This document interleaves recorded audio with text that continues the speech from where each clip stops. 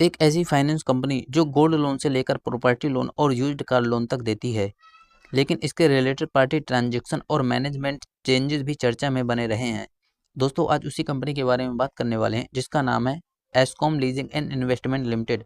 दोस्तों, Escom leasing and investment limited की शुरुआत 1986 में हुई थी और ये एक नॉन बैंकिंग फाइनेंशियल कंपनी यानी एनबीएफसी है। कंपनी मुख्य रूप से लोन एंड एडवांस देने का काम करती है।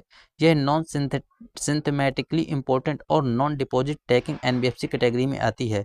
अब सर्विस की बात करें तो कंपनी कई तरह के लोन्स देती है।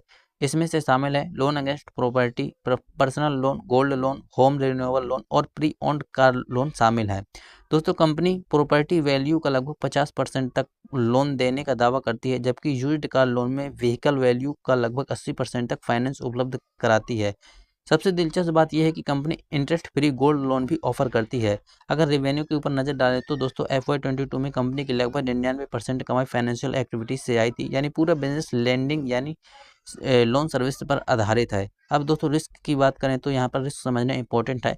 2022 में कंपनी ने रिलेटेड पार्टी ट्रांजेक्शन के तहत मार्वेला रियल्टी को 15 करोड़ तक की फाइनेंस फैसिलिटी देने पर विचार किया था। ध्यान देने वाली बात यह है कि कंपनी के वोल टाइम डायरेक्टर उसी पार्टनरशिप फर्म में पार्टनर भी हैं।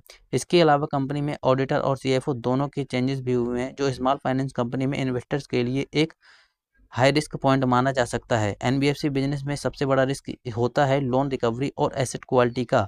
अगर दोस्तों उधारी समय पर पैसा नहीं देते हैं जिसने उधार लिया है, तो कंपनी के प्रॉफिट और कैश फ्लो पर असर पड़ सकता है। आज कंपनी का मार्केट कैप लगभग 310 करोड़ है, यानी ये एक स्मॉल कैप एनबीएफसी कैटेगरी में आती है।